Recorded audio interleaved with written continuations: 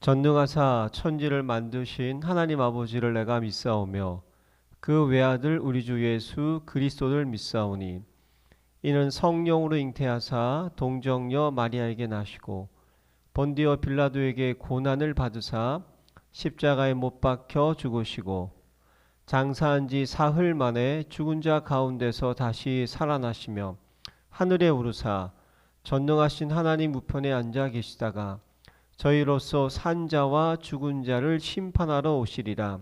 성령을 믿사오며 거룩한 공회와 성도가 서로 교통하는 것과 죄를 사하여 주시는 것과 몸이 다시 사는 것과 영원히 사는 것을 믿사옵나이다. 아멘. 하나님 아버지가 주신 영적 신분 선포문. 나는 전능하신 창조주 하나님의 당당한 자녀다. 나는 이전 것에서 완전히 거듭난 새로운 피조물이다. 나는 그리스도 예수 안에서 완전한 자로 다시 태어났다. 나는 하나님의 사랑을 받는 보배롭고 존귀한 자이다. 나는 모든 것을 가진 부자요 이 시대의 복의 근원이다. 나는 캄캄하며 혼돈하고 공허한 이 세상을 비추는 생명의 빛이다.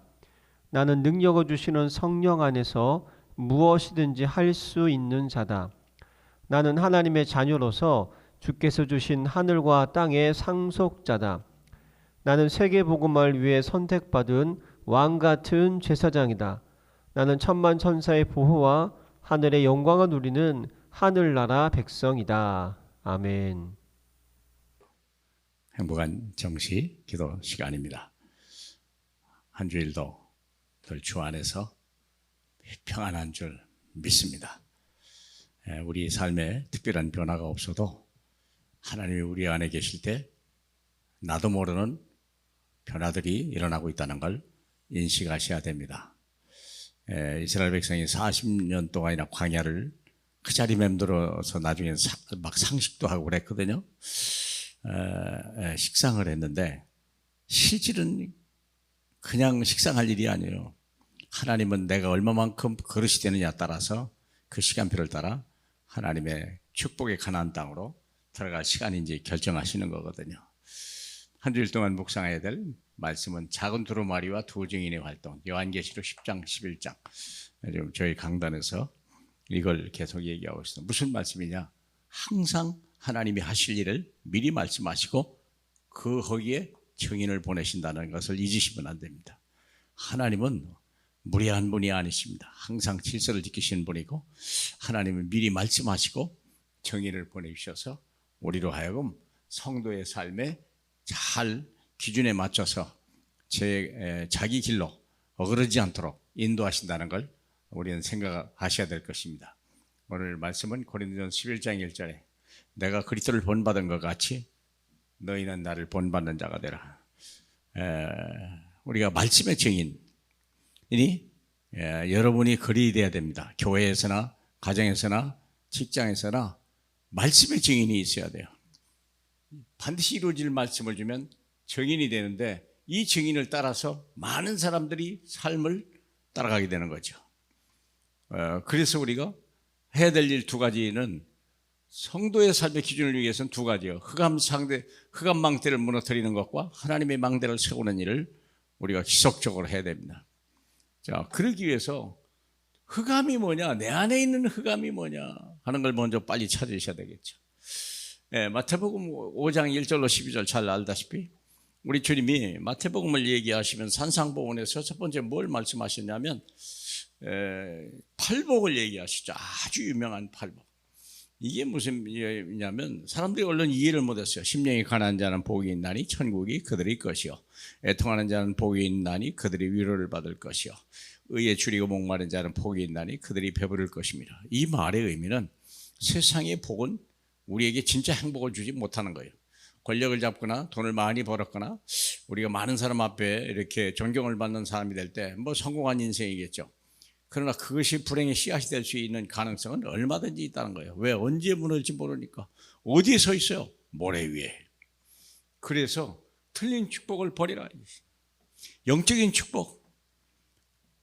하나님이 하나님이 주시는 참복, 하나님의 나라가 내 마음속에 임하는 그 복을 누리라고. 마태복음 5장 23절 24절에 보니까 먼저 화해하라. 누가 화가 상할 때 우리는 막 강한 자가 되고 막 위협하고 나는 갑질해도 되고 내로남불로 막 이렇게 생활한다고 하는 오늘날의 정치 풍토가 다 그런 거 아닙니까? 그런데 하나님은 그렇게 말하지 않습니다. 먼저 화해하라.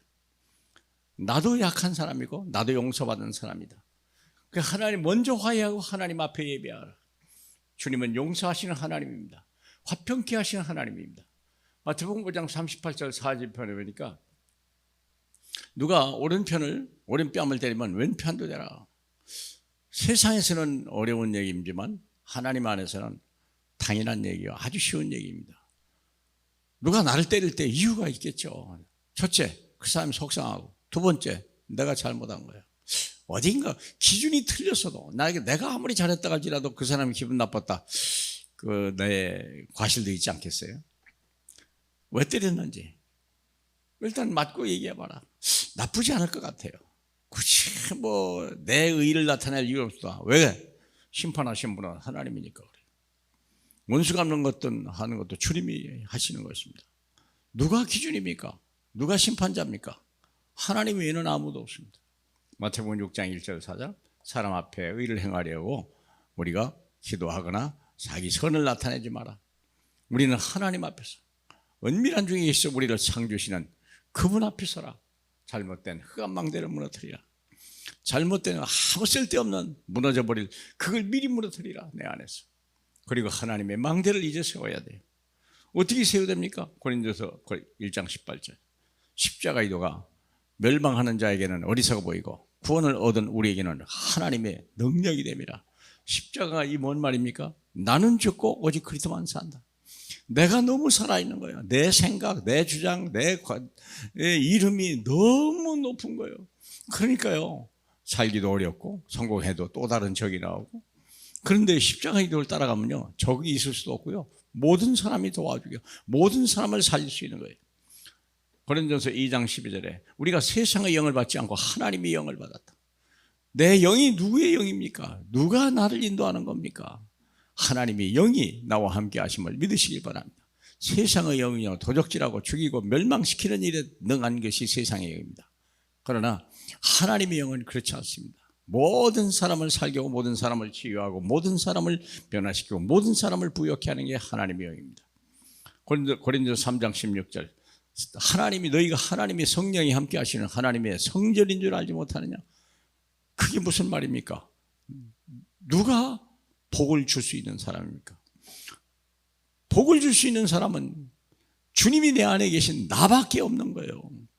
아브라함을 딱 택하여서 너는 복의 근원이다 그랬잖아요. 베드로가 신앙을 고백하고 주는 그리스도시요 살아계신 하나님의 아들이십니다 할 때 바요나 시몬아 너는 복을 받은 자다. 하나님을 만난 자가 복을 받는 거예요. 그렇지 않습니까? 그래서 내가 가정에서 십자가 기도를 치고 하나님의 영에 충만한 사람되고 하나님의 성전이 함께 가신 것을 만민이 보게 만들어. 요셉은 노예로 팔려갔어도요, 하나님의 함께 하신 것을 만민이 봤다고 그랬어요. 마지막으로 4장 1절로 12절 하나님이 사람들이 우리를 볼 때 그리스도의 일꾼이요 하나님의 비밀을 맡은 자다. 참 신비하다. 저 사람은 좀 어리석은 것 같은데 너무 똑똑하고 무능한 것 같은데 하는 일마다 잘 되고. 사랑하는 여러분, 저와 여러분이 이런 하나님의 축복된 사람으로 세상에 서시길 주님의 이름으로 축복합니다. 우리 하나님 감사합니다. 오직 예수 그리스도 내 안에 계시고 하나님 나와 늘 동행하시니 감사합니다. 하나님 세상도 사람도 물질도 내 기준이 아니라 오직 나와 함께 하신 성삼위 하나님이 내 삶의 모든 것 되게 해 주시옵소서. 예수님 이름으로 기도합니다. 아멘.